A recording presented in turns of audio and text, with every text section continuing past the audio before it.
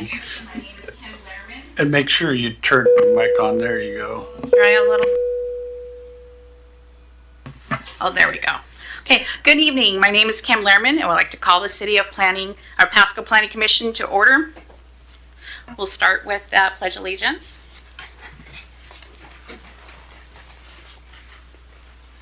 I pledge allegiance to the flag of the United States of America and to the republic for which it stands, one nation, under God, indivisible, with liberty and justice for all.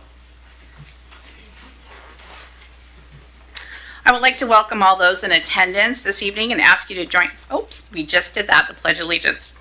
Let's get to our roll call. To begin tonight's meeting, I would like to ask the clerk to call the roll.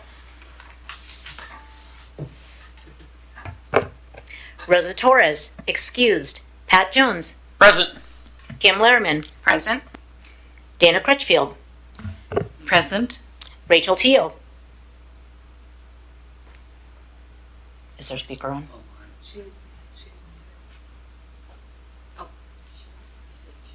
She's present on the Okay. line. Jay Handler.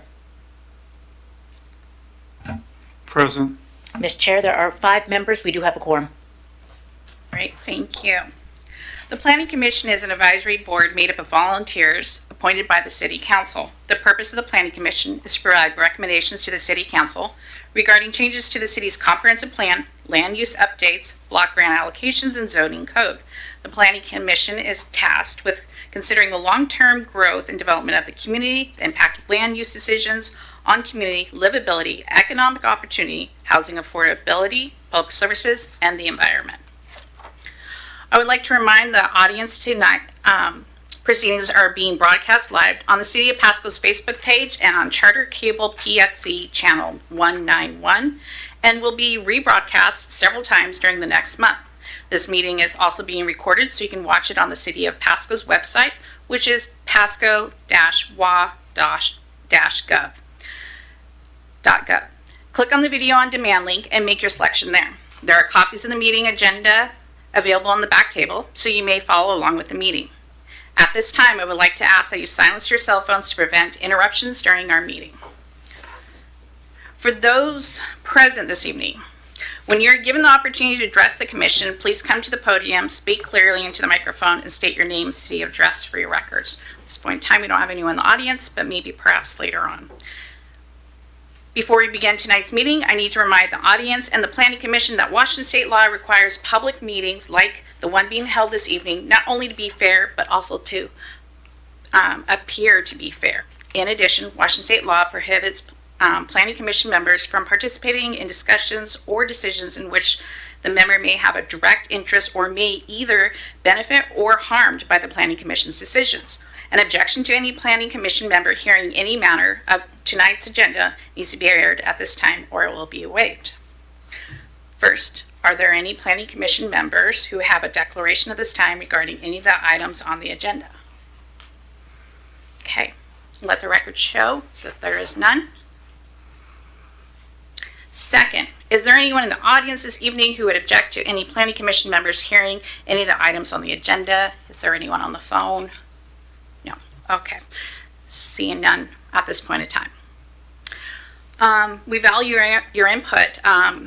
It helps us to understand the issues more clearly and to make better recommendations to the City Council. Furthermore, in many cases, your input here at the Planning Commission meeting is your only opportunity to get your facts and opinions placed into the official record the City Council will use to make its decisions. I encourage you to take full advantage of the opportunity. All right, so next is the approval of the minutes from the March 20th, 2025 meeting. These meeting minutes were mailed out to the commissioners ahead of time. I trust you had the opportunity to take a look at them, and I would entertain a motion to approve the meeting minutes. Madam Chair, I'll move to approve the minutes. Okay, let the record show that Commissioner Jones had made a motion, and and Commissioner Hedler has a second. It has been moved by Commissioner Jones, seconded by Hedler. All those in favor say aye.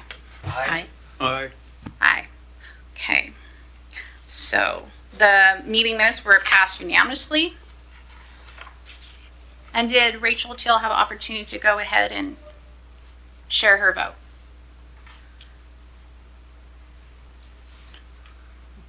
Okay, all right. Raised her hand, affirmative. Okay, so it's passed unanimously. The next item on the agenda is unfinished. Nope, we don't have any unfinished business, so we'll move on down to old business.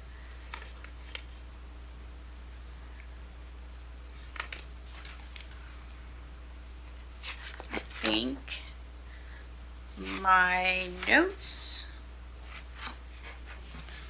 So we do have 4 project updates Okay, tonight to bring the planning commission a little more up to date, up to speed with some of our projects that are ongoing right now. And that is what we're covering under old business this evening. One being the comp plan, and these are all in various stages of completion. Comp plan, transportation system master plan, regional climate planning, and greenhouse gas emissions reduction project, and energy resilience study as well. So through the RFP process, I think you're familiar with framework. The city selected framework to help guide us through our periodic comp plan update. You'll probably remember them with all of their great work through the downtown master plan and implementation of that as well. City staff and the consultant held a initial kickoff meeting on May 9th to do some preliminary planning and work, and we're scheduled to do a kickoff with the city council on June 9th as well. And certainly the planning commission is going to be heavily involved in that effort throughout, but we're really just kind of in the initial phases of that. Early on, the city staff primarily, but more recently with framework included, started meeting with Franklin County and some of the county jurisdictions as well to talk about some of the population projections and early distributions. So this is kind of so I brought a couple of facts and figures that I thought were really interesting from that initial effort and information. Some of it's more, to this point, more of the historical context and based on our previous projections and where we're actually at. With that, you can see here on this slide, back during the 2018 comp plan update, the 2020 projections for Pasco, the projection was 79,770 residents, and we came in at actually 77,108. So we were off by a little over 2,600 people. And then for the 2024 is a little bit more drastic there. We projected 88,774, came up with 82,220. We're off a little over 6,500 on that figure. Now, the interesting thing about figure 19, and maybe some of you will know this, when we're dealing with our forecasts, you look at either like a low, medium, or high range model when you're projecting populations in the future. During the 2018 update, the medium model was selected. And while we were off a little bit on those total numbers, you can see in figure 19, really we were kind of in that medium range. So I think it makes sense to everybody, the county, Pasco, and other communities in Franklin County. We'll just continue to use that medium forecasting model moving forward for the next update. Getting back to our conversation with framework, what you see here is just some of the initial sort of highlights of our discussion about, and I can get some copies to you so you can actually see. It's a little bit hard to read. Some of the kind of prevailing sort of issues and concerns to be discussed during this next periodic update, whether it be water rates, growth pressure on the Riverview area, property owners kind of wanting to look at some map amendments for their property, and things like more retail in Pasco so people quit driving across the river to spend their money, or all some of these things that kind of came up in those initial discussions. This is a rough sketch of the schedule for this project. We're obviously in May 2025, just beginning to kick off the effort. This sort of lays out some of the initial work, public outreach, touch points, and different parts of the project, ultimately ending up in around December 2026. As with all of our projects, our grant really drives our deadlines and timelines, so we really kind of have to craft our activities based on that. One of the cool things that came out of the meeting was kind of a sneak peek at some of the imaging that they're starting to look at, and so we're able to share some of these preliminary ideas. So if you have any feelings or reactions or feedback on what you see, let us know. Because it's definitely not set in stone at this point, but they were willing to share kind of what they initially came up with, which was kind of neat. For our transportation system master plan, this is probably the project that is really just beginning to kick off. Again, through the RFP process, the city selected DKS Associates. I believe we had 3 different consultants that came in with proposals, and DKS was selected.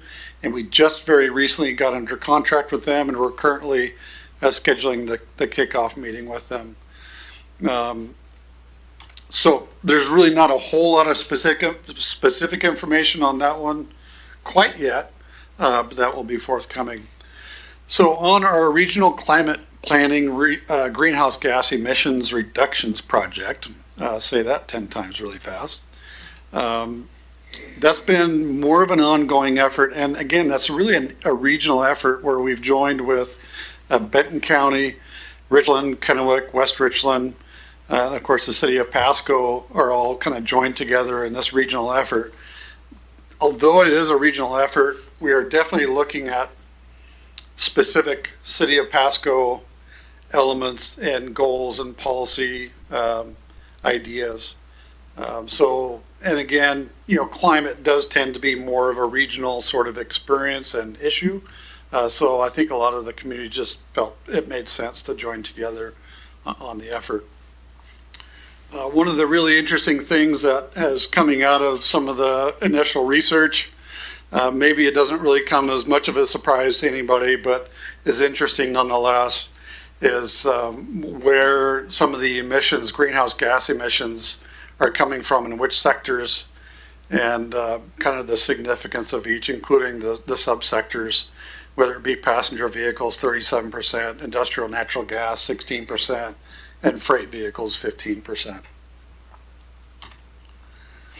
Next steps for the greenhouse gas portion of it specifically is to really dive deeper into some of the initial research and develop some of the policy recommendations moving forward. Again, some of these ideas will be, mentioned or referenced in the comp plan update as well. But it's also going to be looking at some future emission forecasts. So that will be interesting to see what they come up with, including what the forecast might be based on some of the policy recommendations. Part of the climate planning effort is kind of taking a look at some of our specific vulnerabilities. And again, probably not a whole lot of surprise here. Extreme heat, wildfire, and smoke are the 2 highest. I don't think that surprises anybody, but sometimes maybe people don't necessarily always think about some of the extreme events that are maybe a little more seasonal in nature, but can still increase issues of flooding and so on, but yet at the same time potentially for more drought in the summer. The policy audit, what they did is they took a look at all of the different policies for the communities that are involved in the effort, and really just tried to gauge on, kind of the trends and policy gaps that exist, and kind of score. Maybe scoring isn't the right word, but just evaluating where the priorities may end up being based on their final research. So They reviewed 13 core documents and 33 supporting documents. They identified 224 separate policies, and those were, again, coded and scored. So for climate resilience, there's currently 177 policies, greenhouse gas emissions reduction, 82 policies, and climate equity, 26 policies. One of those outcomes of that effort is just identifying different elements that affect community living. And just one example is community well-being, trends being parks, trails, recreation, conservation of natural spaces, even affordable housing and improving existing homes, etc. Some of the identified gaps is equitable access to green space, social equity and environmental justice in every phase of implementation, encourage high density transit-oriented housing, and also climate hazard response and preparedness for vulnerable populations. And that's just kind of really one element that they're looking at as far as community well-being. For this particular area of the project, next steps are to complete the greenhouse gas analysis and report. They've done kind of the preliminary inventory, but I think they're just diving deeper to come up with more. So they can also draft some policy priorities and suggestions for the communities. On to the energy resilience and electrical study. Again, through the RFP process, the city selected Scott Madden, management consultants for the project. The main focus of this project is to help identify ways of promoting and sustaining the rapid growth in this region, increasing the resilience and sustainability, while at the same time decreasing greenhouse gas emissions. Easy, right? Maybe not so easy, but it's important nonetheless. So those are the primary goals for this particular project. And you know, this is obviously not as large as like the periodic update for the comp plan, but it's actually a very fast-moving project. This project is slated to be essentially completed next month. So they're moving very quickly, and they're doing a great job. And they're in phase 2 of the 3-phase project. Earlier on, really last month or so, they started some of the initial data requests and reviewing documents, conducting interviews and discussions with area people, including Port of Pasco and Franklin County PUD. Right now, they've been working on diving deeper into specific areas of need, as well as identifying areas where maybe there's a little bit more stakeholder outreach that needs to be taking place before they conclude the study. But I think they're also kind of looking at sort of preliminary drafts of the end report. They did send us last month, they sent us the initial study outline and report draft, and we accepted that. We thought it looked fantastic. So next month they'll be finalizing graphics, reviewing and finalizing the report for everybody's review and approval. Again, this is essentially where we're at right now in phase 2. Beginning here very soon. I think they're looking at some workshops and work sessions as needed, as well as additional stakeholder check-ins with the city and I think the port and PUD. That will lead to additional discussions and maybe kind of different iterations of their report, and then again finishing off next month. And like I mentioned before, this project probably more so than any of the others, because the timing is really just driven by the grant agreements and the timeline and deadlines associated with the grant. So it's a very, very fast moving project, and they've been working really hard at it. And with that, are there any questions that I may offer? Oh, one more thing I might add. They are scheduled for the climate planning, the consultant that has been working on that project. They have committed to being on our next month's agenda to present to the Planning Commission and be there for any questions that you might have at that time as well. So just wanted to mention that.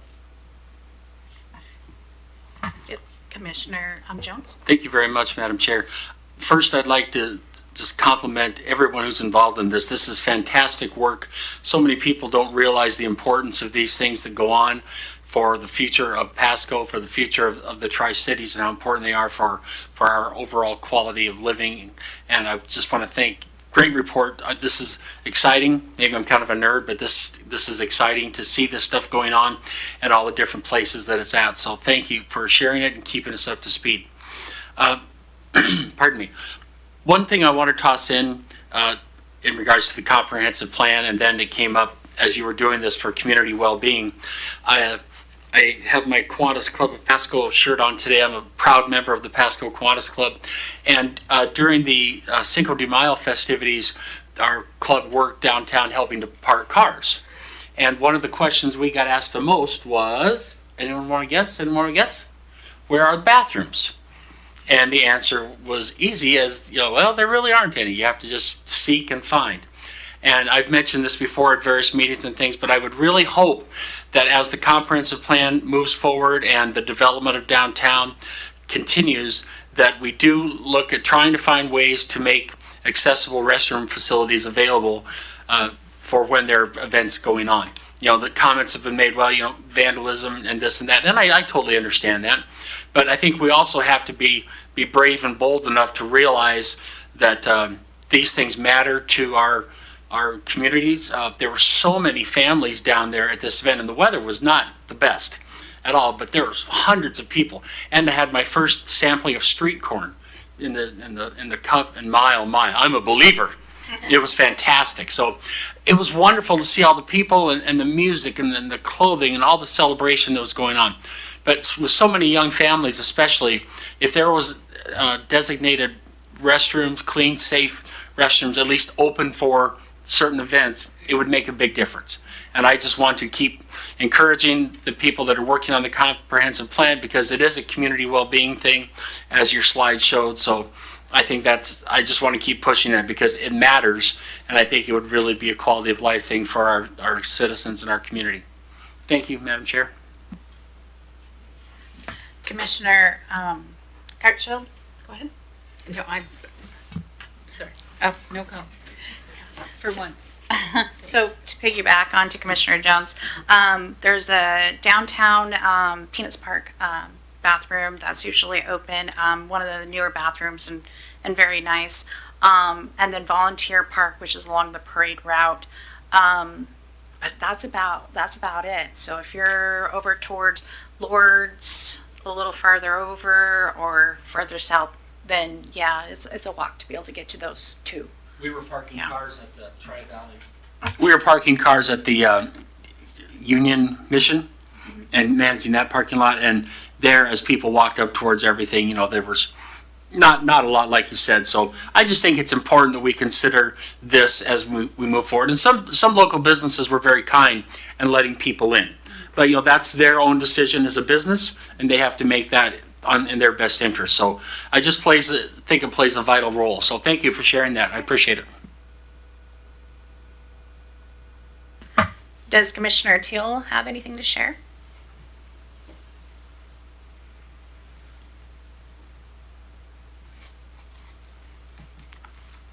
I'm not seeing any activity there. Okay. Well, I just wanted to share out that it looks to me, and maybe I misunderstood, that there is two new master plans that are in the work from the Regional Climate Planning, which is a consortium with Richland and Kennewick, and then also the Energy Resilience Study. Yeah, and actually the energy resilience, the transportation system master plan, and even, the energy resilience, the climate planning, and the transportation, those all three actually weigh in and will affect the overall comp plan update in different ways. So there's really 4 different sort of identified projects, but all of them will influence the greater master plan in different ways.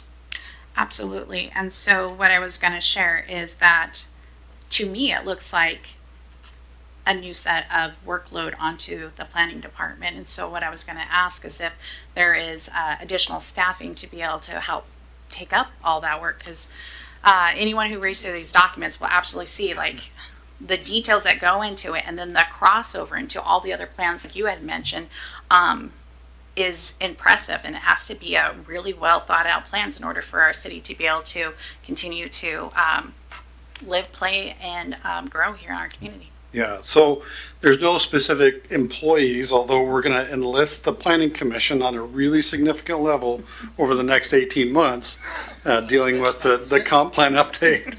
But I mean, honestly, it's possible because of the funding from the state and with the consultants that we've hired to be on the team.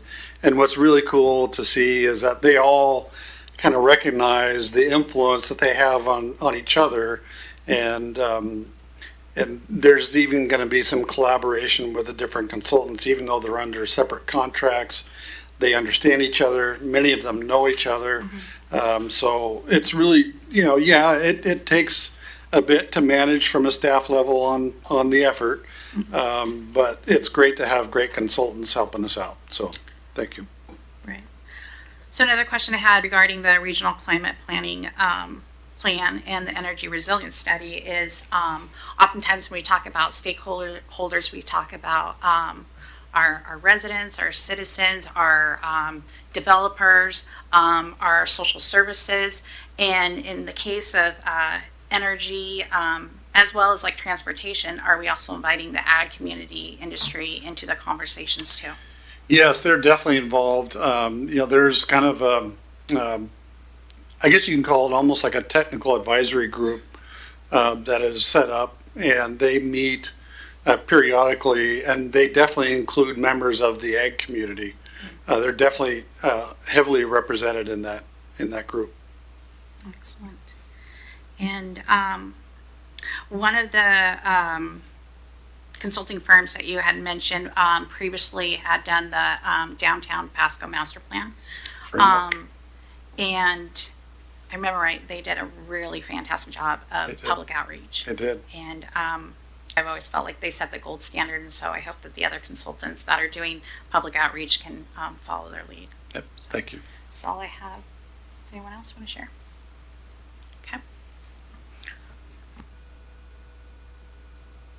Okay, so next we'll move on to a public hearing. And the public hearing we have is for the 2025-2029 Tri-Cities Assessment of Fair Housing.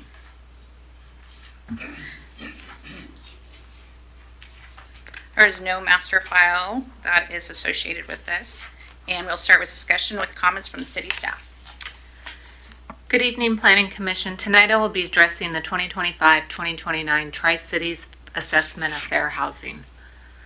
The Tri-Cities Home Consortium, which includes the cities of Pasco, Kennewick, and Richland, conduct a comprehensive fair housing plan process every 5 years to identify and address barriers to equitable housing access. This effort is closely aligned with the consolidated plan and serves as a key component of broader housing and community development strategies. The purpose of the assessment is to better understand the challenges certain individuals face in securing fair housing, particularly those who are part of groups protected under federal and state fair housing laws. By identifying these disproportionate obstacles, the consortium can develop more targeted and effective policies to promote inclusive, equitable housing opportunity throughout the Tri-Cities. The Fair Housing Assessment identified several key barriers that limit equitable housing access in the Tri-Cities. A primary concern is the limited supply of affordable housing, which restricts options for low and moderate income households. Additionally, there is a shortage of accessible housing units that adequately serve seniors and individuals with disabilities. The assessment also revealed that many residents lack awareness of their fair housing rights and the legal responsibilities of landlords. Language barriers further compound access challenges for non-English speakers, and gaps in transportation infrastructure hinder residents' ability to reach essential services such as employment centers, schools, and healthcare facilities. Addressing these impediments is critical to advancing fair and inclusive housing. To address the identified barriers to fair housing, the consortium has outlined a set of targeted actions for 2025 through 2029. To increase the supply of affordable housing, the consortium will continue its partnerships with local housing authorities and other affordable housing entities such as Habitat for Humanity, and we will broaden outreach efforts for the down payment assistance program, ensuring multilingual access to better serve diverse communities. In parallel, the consortium aims to expand accessible housing by supporting owner-occupied rehabilitation programs across all jurisdictions and exploring the use of home funds to retrofit existing homes for improved accessibility. Efforts will also focus on promoting accessible design standards among developers and advocating for policies that support the development of accessory dwelling units, which can offer flexible and affordable housing options for individuals with varying needs. To further support fair housing goals, the consortium will focus on increasing community awareness, improving language accessibility, and enhancing transportation connectivity. Planned actions include hosting fair housing trainings for landlords and nonprofits and partnering with local housing authorities to deliver resident education programs. To address language access barriers, the consortium will translate key documents, provide interpreter services, and collaborate with nonprofits to better understand and meet the needs of non-English speaking populations. Additionally, the region will work with Ben Franklin Transit to support student transit programs and prioritize connectivity improvements through updates to transportation planning and city standards. Infrastructure investments will also focus on expanding bike and pedestrian networks and upgrading crosswalks to meet accessibility standards, ensuring safer and more inclusive mobility for all residents. I'd like to thank you for taking the time to review the fair housing planning process and proposed actions for the 2025 to 2029 period. These efforts represent a commitment to removing barriers and promoting equitable access to housing for all community members. We look forward to your feedback and collaboration as we continue working toward inclusive and sustainable housing solutions across the Tri-Cities. I'd now be happy to answer any questions you may have, after which we can open the public hearing. Commissioner Jones? Thank you very much, Sharon. Being the first time I'm seeing one of these, can you tell me who makes up the home consortium? The consortium is the city of Pasco, Kennewick, and Richland. I mean, specifically, what offices from each It's city? the CDBG. Okay. The Block Grant Administration. And do they meet both independently as the cities and then together to Yes. work on this stuff? Yes. So it's hard enough for one city to do something like this and gather all this data and make it usable.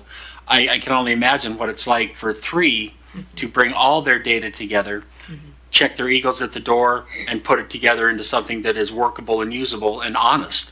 And I want to, as I read this thing, I was amazed at how it felt to me that that's what took place. That there was a real effort amongst the cities to bring information forward. It was very honest and open. You know, here's who we are, here's what we are, good, bad, or indifferent, and here's what we need to work on. I think there were some fantastic things that you pointed out that need to be done. It's amazing, and if half of the things that are being proposed here can take place in the next 5 years, what an amazing impact it'll have on the Tri-Cities. I read through as in kind of a persnickety set of lenses as we are to recommend and that kind of thing, just like you asked to do. And so I've got a couple pages of notes here that I want to read and share. They are some of the things that were on there. My comments are actually going to be very much in support of, so this is actually quite exciting. But it's from a very persnickety pair of lenses that I just wanted to pull out some things and pick some things that I think maybe should be considered in it as well, or just other things that are worth looking at and underscoring what's in here. Wow, that's quite the setup. Here we go. And I gave a copy of my notes to the chair, and I can give a copy to the clerk as well for the minutes, if like. So, Chair, if I may go on? Okay, thank you very much. They reflect various pages throughout the presentation. On page 12 in the executive summary, as I read that, one thing that really popped out to me is that sobriety is a key factor that's holding back many homeless people from improving their situation, and I'm sure we all know that. But in the area that says community needs and trends, I would advise that perhaps that be able to be considered as a community need and trend. We know how much sobriety impacts people's ability to succeed and to get themselves together, get their lives together. I think that's a missing element of this. Page 13, where it references education rates, the report states in 2022, Asian and Hispanics were less likely than whites to obtain a high school diploma. My first career was as an educator. I was a school teacher for 16 years, and then I went to the dark side for 17 years as a principal and superintendent. So these comments I make are with 33 years experience as an educator, doctorate degree in education and administration. I can say that the language barrier plays a significant role in student success. If non-English speaking students are taught English, their achievement tests, graduation rates, everything tends to improve, as there are many studies that support students who are bilingual tend to use more of their brain, they process information better than many of their peers. And I quoted 3 studies at the bottom of that paragraph if anyone wants to look at those for support of that statement. I'm not just making it up as I go, it's a very true thing, so maybe there can be ways to look into that, and I'll reference that more as we go through. Page 13 and 65, referencing zoning. The cities are going to need to become more creative in allowing small homes, possibly creating mini motels or to be built, or old ones retrofitted to provide more housing. And this is kind of where I'm making some fairly bold statements, but that's what our job is here. I believe we need to consider that these need to be operated by cities, counties, the state, or farmed out to local nonprofits, as if they are in the public sector. The need for the investor to make a profit tends to eliminate the possibility of free and affordable housing. And so nobody wants to see government get more involved in things, but if theoretically, if the cities, Tri-Cities, whatever, were to run affordable housing, the need for a profit would be eliminated, and thusly they would be more affordable and possibly able to meet more people's needs. The next one, page 15, increasing language access. Again, I believe there should be something in the report about training people in speaking English, or perhaps a plan to work with the schools, CBC, or other entities to raise the level of those who can speak and understand English, rather than just focusing on translation. I think they could be parallel to really help people improve their standing. Page 15 and page 62, increasing transportation. We have a tremendous public system in place now with the Benton Franklin Transit, and reference was made to that in there. Good equipment, great drivers, and as wide of a route and circulation as can currently be afforded. I believe that it should be looked at that more organizations who see benefit from it, those being the cities of Pasco, Richland, Kennewick, the school districts of the same communities, and the counties, should all take a more active role in helping the funding, instead of just expecting the transportation system itself to develop and do the funding, where so many others benefit from it. Page 19, that page underscores the need for greater language service. There are a lot of really noticeable themes throughout this whole report, and that is certainly one of them. Page 39, poverty rates across all 3 cities have decreased. I thought that was a very interesting thing to see. That was since 2017. Page 44, unaffordable rents exacerbate housing problems, including overcrowding and housing cost burden, forcing many people to live under one roof, which creates many unsafe situations. Page 48, this one really grabbed me. Substance use disorder. Of the groups looked at, it was identified in the study that 25% have a mental health disorder, 59% of chronic health conditions, 52% physical disability, and so on. That's a lot of people that need a lot of help. I believe that there would be very few, if any, for-profit facilities that would ever be in place to serve the needs of these populations and have it be affordable. If we're really going to make an impact, local governments in partnership with state, federal funds, and local nonprofits are going to, in my opinion, it needs to be looked at to build and operate these facilities, perhaps dorm types or something, to really meet the needs of these high-risk populations. And again, removing the need to make a profit, making it more affordable. And I have nothing against profit at all, but as I've worked in many different settings like this, private entities want to make money, and that's fine. That's a wonderful thing, but it impacts greatly the ability to provide these services. Page 66 talked about ADUs, and you mentioned them also in here, which I think is awesome. Many communities have found some success with the implementation of ADUs, accessory dwelling units. The biggest problem becomes where to put them, and the zoning and regulation laws that boards just like us have to review and recommend to city councils. We have Pasco, Kennewick, Richland, all with their own unique zoning regulations. So, how do we make a unified approach to that? Land values can be prohibitive in placing them because land is extremely valuable. They're not making more land, so that's a big issue as well, is where to put these. If you put them out in the middle of nowhere, that creates transportation issues, and that has its own issues. So these type of units, I think, need to play a large role in the upcoming 20-year plan for the Tri-Cities. So thank you for letting me read these. Again, this was a very exciting read. I really want to compliment everyone involved making it. A lot of work, a lot of digging goes into creating something like this, and I compliment you. And they're like the themes that keep running through here, the people that are in need, and you identified them on there better than I can. So I really hope that government entities that receive this, take it seriously, and continue to look at trying ways to address the needs that are in this, the consortium report. Thank you. Thank you for those. Commissioner Hatfield? A couple of things on here. I definitely, having worked in the medical community for decades, I see a big need for addressing the homeless and the needs of people that are struggling. Don't have a lot of answers for that, and I think part of it is also controlled by the state governments and things of that nature. Years ago, there were facilities through the state where they could help people long-term perhaps, and then these were shut down and leaving people just to go on the street or what have you. So that's a significant problem. I've seen the city operate, I think it was the Seymour Motel, and I don't know really what happened with that, if it's still in use.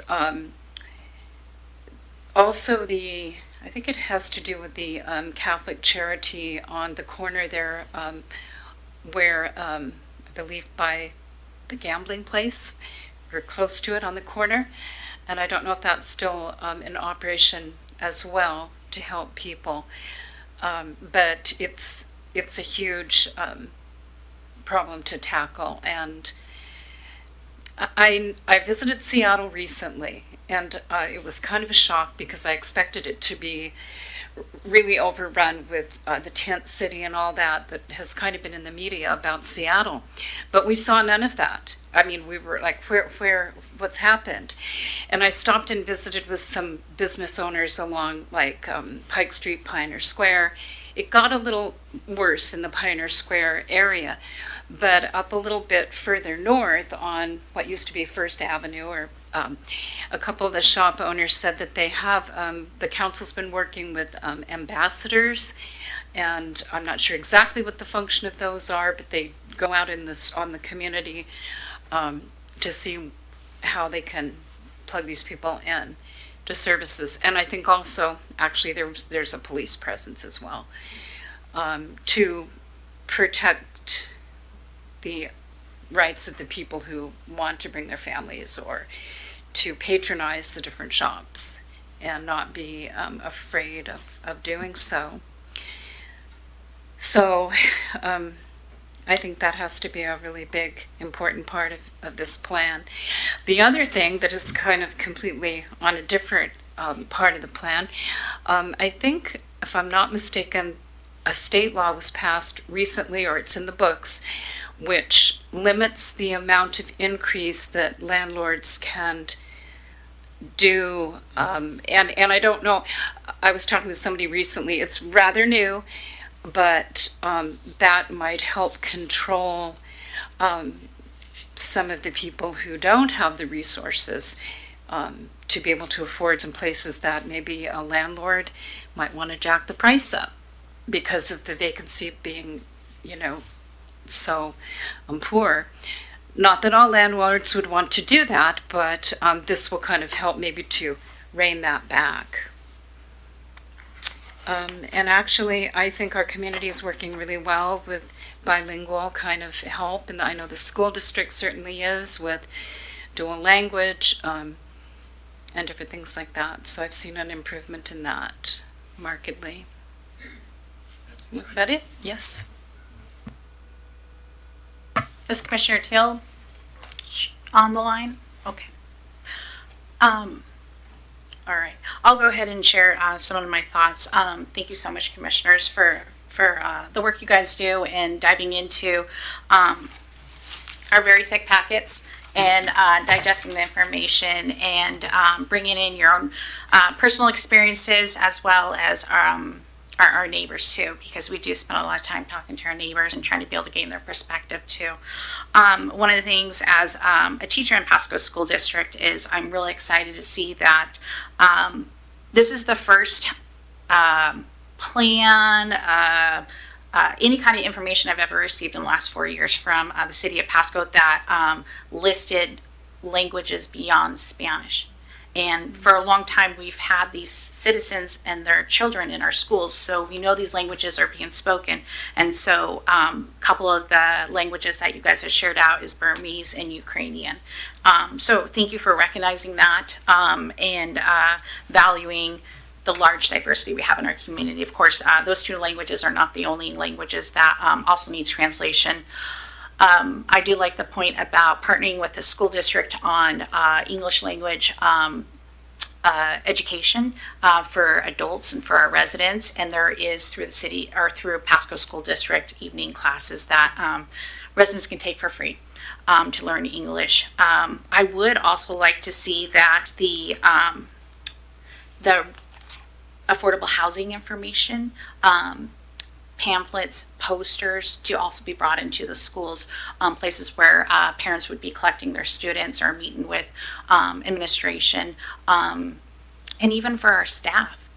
Not all of our staff is certified, certificated level of salaries.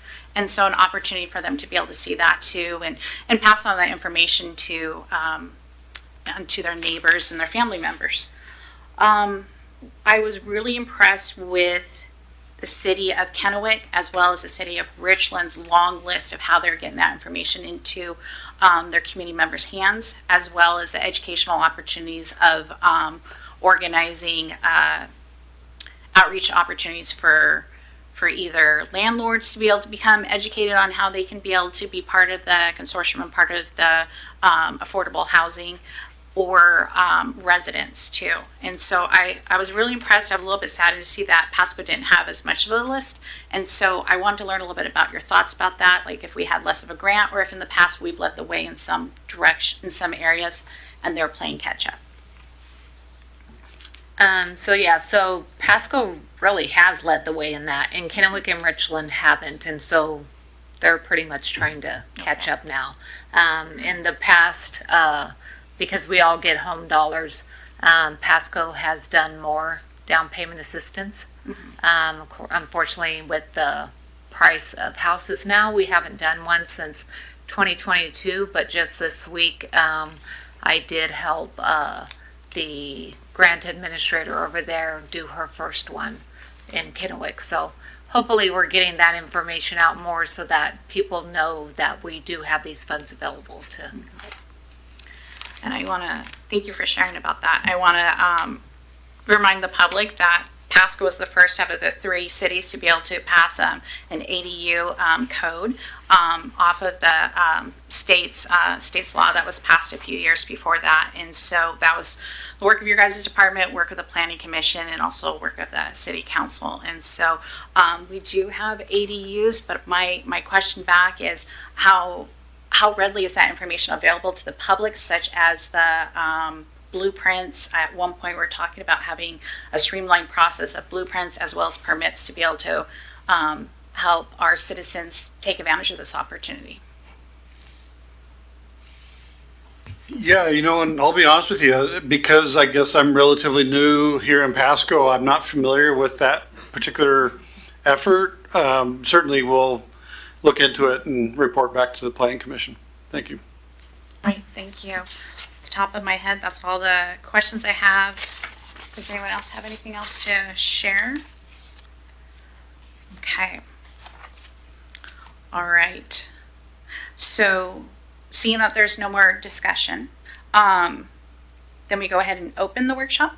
Okay. Or excuse me, open the public hearing. Any individuals who wish to speak on this particular item, which we do not see anyone in, but is there anyone online? No, not other than Commissioner Teal. Okay. So, I tap the gavel for public comment. Yeah, 1, 2, 3. 1, 2, 3. Okay. 2 and 3. All right. I would entertain a motion.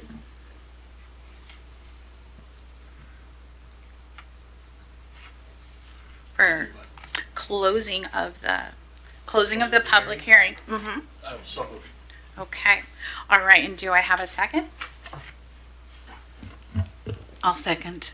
Okay. So, motion made by Commissioner Jones and seconded by Commissioner Crutchfield. And all those in favor say aye. Aye. Aye. Okay. 4 ayes. Commissioner Teal?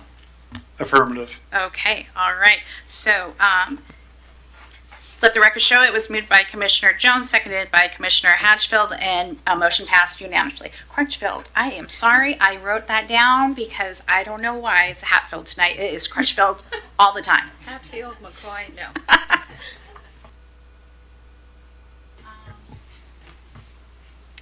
So, path forward coming from city staff.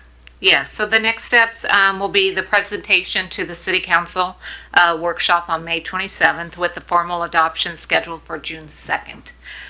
Then we'll submit this to HUD for approval along with the consolidated plan, which we were still holding on to as we needed to wait until we received our initial fiscal year 25 allocation notice, which has been received now.